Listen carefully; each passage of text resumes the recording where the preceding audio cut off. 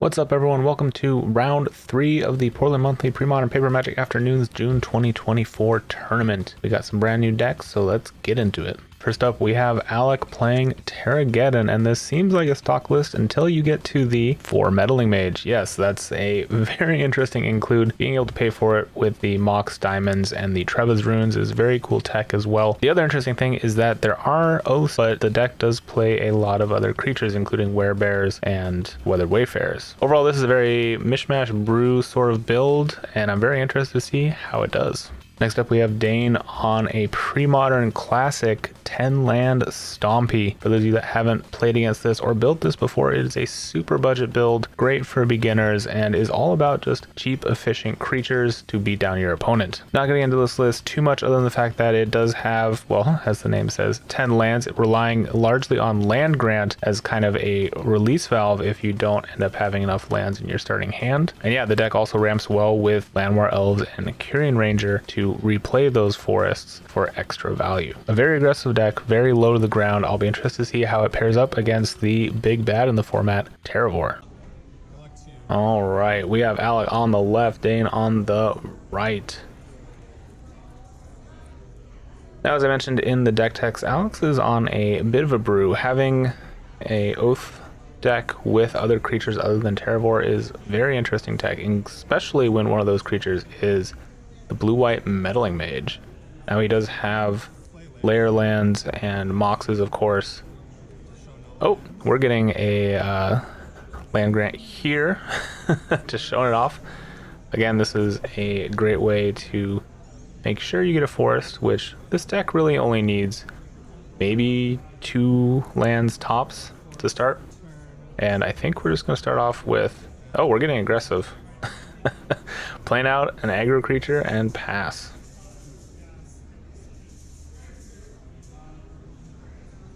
Now we see that Alec does have a Terravor in hand. Obviously it'll be a little while until he's able to play it.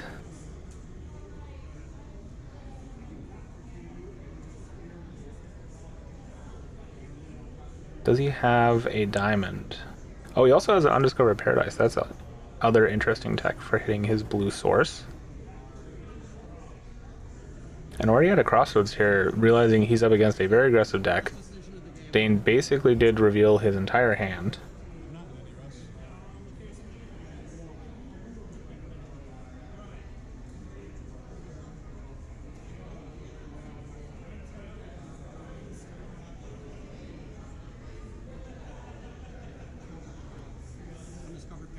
Alright, we are going to play the Undiscovered Paradise. Is that the only... That can't be the only land he has in hand, right? No, he does have a runes as well, and he's just going to pass.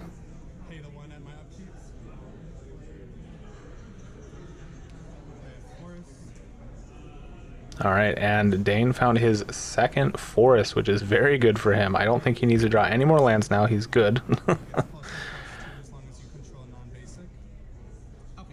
So first up was the Pouncing Jaguar, which does have an echo cost, so we did have to pay green for that. But it is still a 2/2. Which is going to get swords, so no combat damage happening this turn. And the Sky Sprout Elite is next. As long as Alec has no...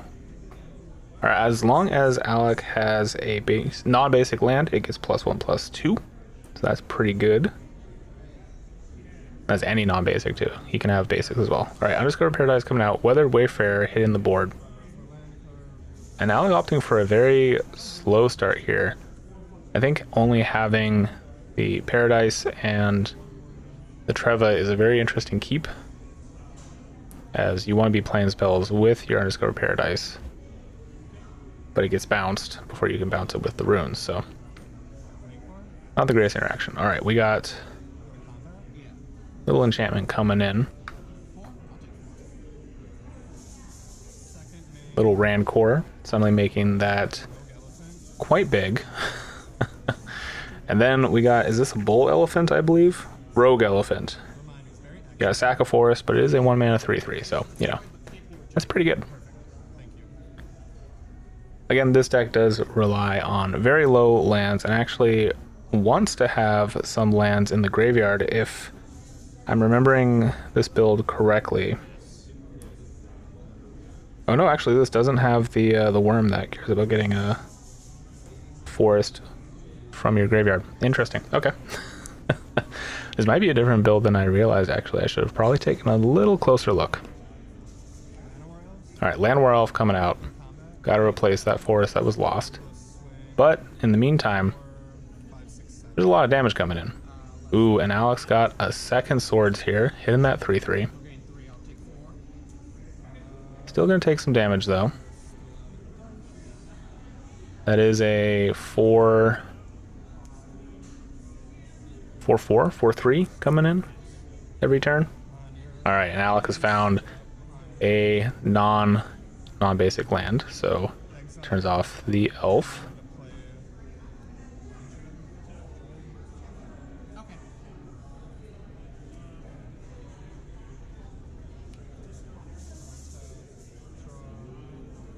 Dane also, they're casting a Vine Dryad. It's a 4 mana with Forest Walk, and you may play it anytime you may play an instant.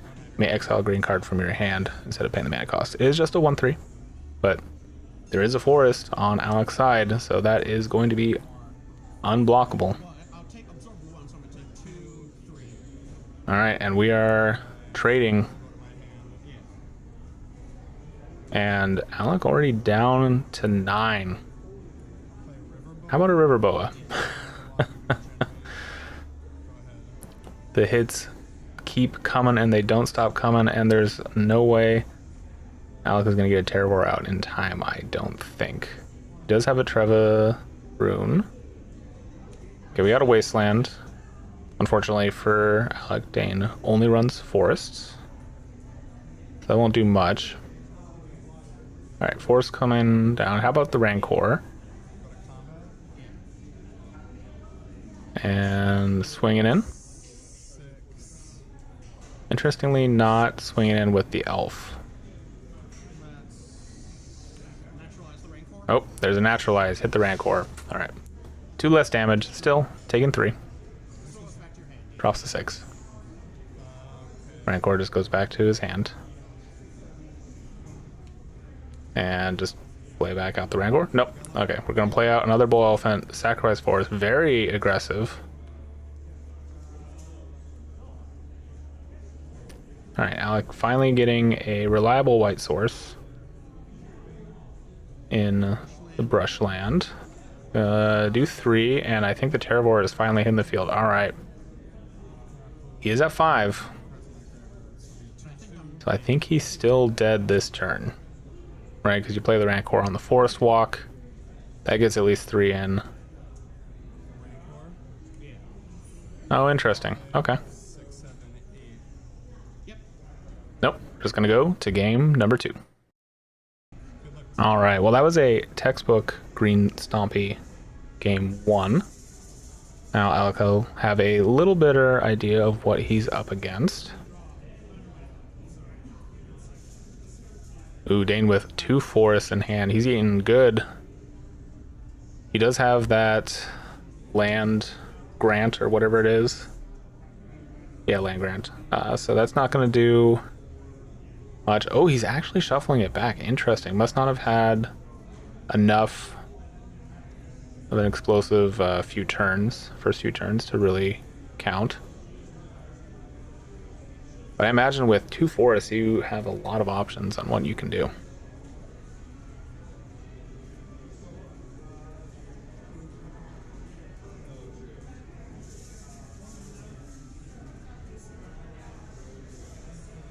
Alright, looks like Alex is keeping a 7 this time. And there is a forest. Alright, looks like that'll be keepable for Dane. Looks like a couple of elves, Seal of Strength, the Force of Bounty of the Hunt. Alright, Alec off to a strong start with a diamond. And port? No, Windswept Teeth. Alright, and go.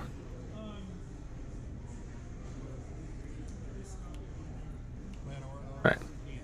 Forest Elf for Dane. Makes sense. And pass.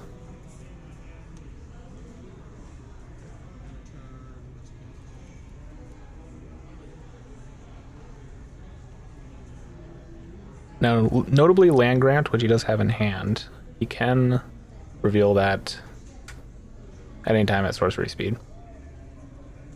Alright, Alec gonna get a Plains.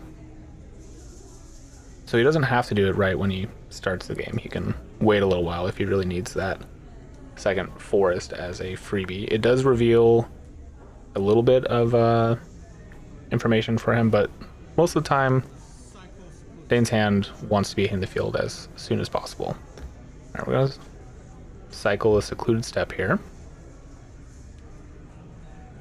And go to Alec's turn. That is another diamond, which is pretty good, especially if you've got a few lands in hand, which I think he just has the one. But do you still play out the diamond anyways? Knowing that Dane has a card that specifically cares about non-basic lands, and being a Terravore deck, which wants to get lands in the graveyard anyways. Yes, okay, looks like that'll be the play. Pitching the Rashad Port. Dane also having an elf, which makes it harder to get benefit from the Rashad Port is definitely a consideration. And that is going to be a 3/3 Dino, which is actually an elephant, but I like the art. Just a Call the Herd for some value. And Dane here, thinking about what he wants to do. He does have one more elf. Alright, now instead we're going to go with a Seal of Strength. Like the other seals, you can crack this for a benefit in your preferred color. For green, I believe it's +3/+3. Alright, and I'm tapping the elf to play an elf. Do you want to fire off that Land Grant, maybe? No, not opting to reveal his hand. Kind of interesting. I know he's got... Oh. Alec preemptively swinging in here. Dane pointing out that he has that onboard combat trick. And, oh, looks like Alex got the correct response. Just gonna go ahead and swords that elf. So Dane still gains one. It's a net positive.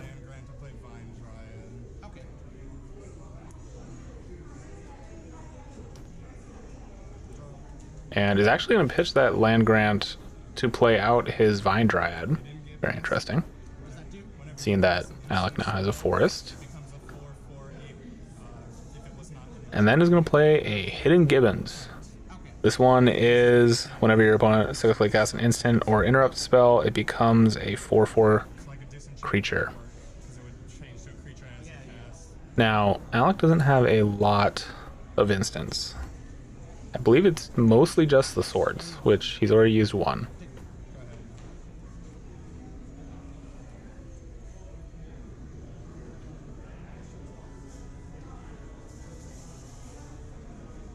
So this might be a little narrow, but I can see why he would potentially want to get it out here.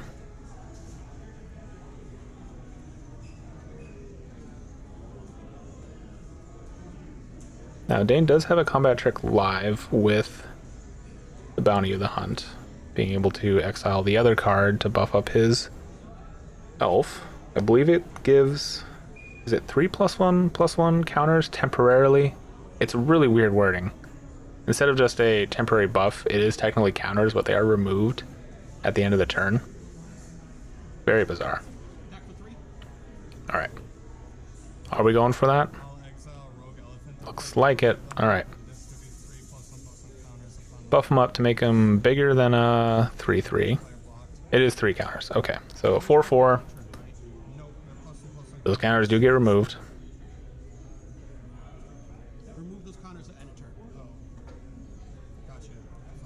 Yep, there we go. Very weird wording. Then Alec is gonna flashback, get another elephant, and pass.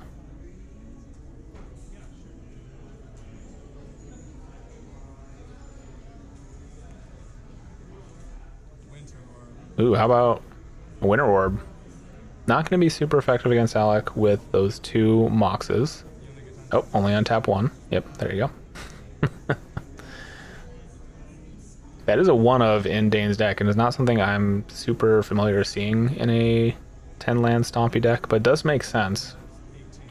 Alright, Elephant getting in for 3. And tap 2 for an Oath. And go.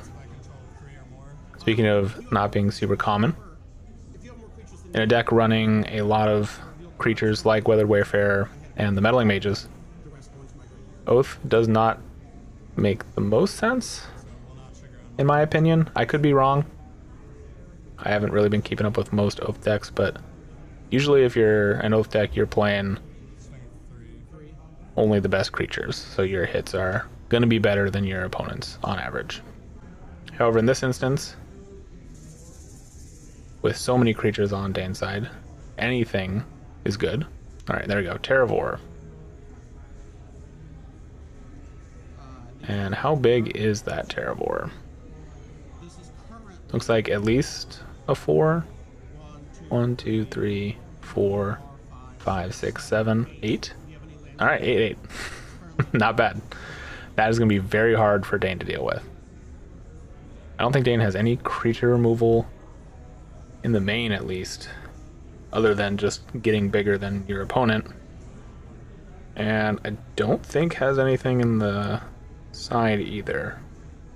Yeah. So that is going to be a big problem. Alright, just going to chump block with the elf.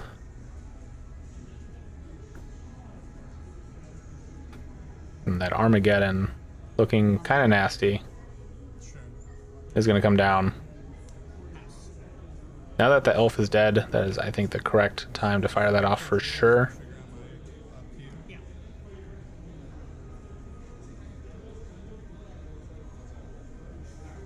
Dane gonna activate the Other Druid for him. Gets a lion that actually usually isn't relevant, but in this time might be, because this is a Matenda lion. Is a 2/1 for 1. If it attacks, defending player may pay blue to have it deal no combat damage this turn. Now, normally against a Terravor deck, you'd never be able to pay that blue. But Alec has blue mana up with the Moxes. So green-white deck, able to pay the blue for no damage. So functionally that lion does nothing as long as he keeps the blue open, which he did not. Well, that's fine. He can still block it with the elephant, which I'm sure is his plan. Dane did draw a forest, and we're just going to scoop and go to game number 3. So Dane seeing the writing on the wall there, not having a good way to deal with an increasingly large Terravor. Yes, he could have chump blocked for a turn, but I don't think that would have gotten him anywhere. And really, I don't know... Is that 3 land grants? I think it is, and he's keeping too. Wow, okay.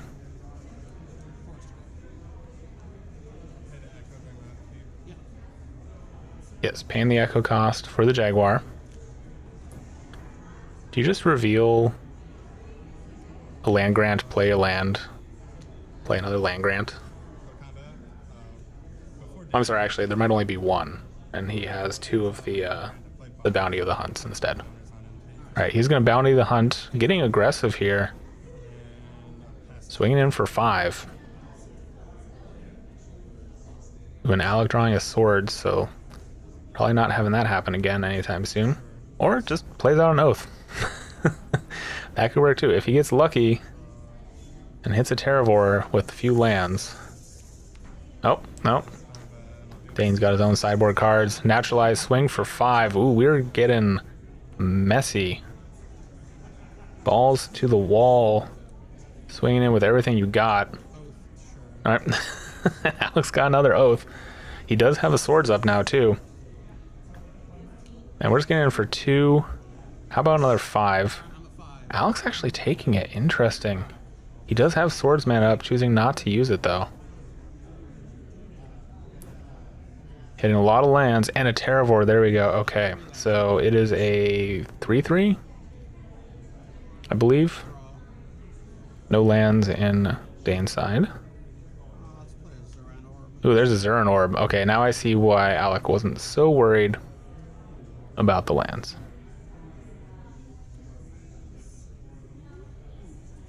Maybe remembering he has the Swords mana up? Not quite sure. Alright, gonna tap down a forest. How big is he? A 5/5? 1, 2, 3, 3. Send 2. Notably, Giant growth. oh, that's a giant growth. We're gonna Swords it before it gets big. You'll be at 20. And this is a problem for Dane. With no cards in hand, Terravore on the field, Upkeep. and it can be instantly powered up with that Zuran Orb. Although I think Alec's going to want to hold out until he gets to 4 mana to fire off that Armageddon. Going to go ahead and fetch here, might as well. Drop to 4. Get a Plains. And next turn, if Dane doesn't have a threat, that Terravore is getting massive with an Armageddon. And I think that's just going to be game. Alec stabilizing at 4. Okay, what are we paying 3 for here? No, nothing yet. Naturalize my own oath. Sure. 2 to naturalize his own oath. You don't get a creature. 4 currently. This is now a 4/4? Yes, swing in for 4. Very interesting. I think Alec recognizing that Dane does not have creature removal in a mono green deck. Does not have a threat either. And the clock is on. Alright, you do have 4 mana. Once you play that Undiscovered Paradise, do you Armageddon? Make this thing a 10/10? It's an 8. Yes, that's exactly what's going to happen. Attack for 10. Swing for 10, down to 12. Sacrifice all my lands for life. Pass. Your go. Nope, we're scooping it up, and Alec takes it down. So interestingly, we did not see any of the blue splash, the meddling mages, or the Treva's runes, or anything like that. But I think that is a very fun include. It makes a lot of sense in a deck that plays Mox Diamond. Very cool tech. Hopefully we'll see more of it in the future. Good games to Dane. That is a very fun deck to play, even if it is a little lower on the power level. But like I mentioned before, it is cheap, and it is a lot of fun, and it is a great intro deck to the format. So I do highly recommend it if someone just wants to spend, like, I think it's less than $10 to put together in real cards. Thanks to all of you for watching and sticking with it. If you haven't subscribed, make sure to do so, and thank you to everyone who did already. We just recently hit 1,000 subs, which is amazing. If you want to support the channel even more, there is a Patreon link in the video description. Money from that goes towards gear upgrades, travel expenses, and just producing more pre-modern videos. Thanks again. I'll catch you next time.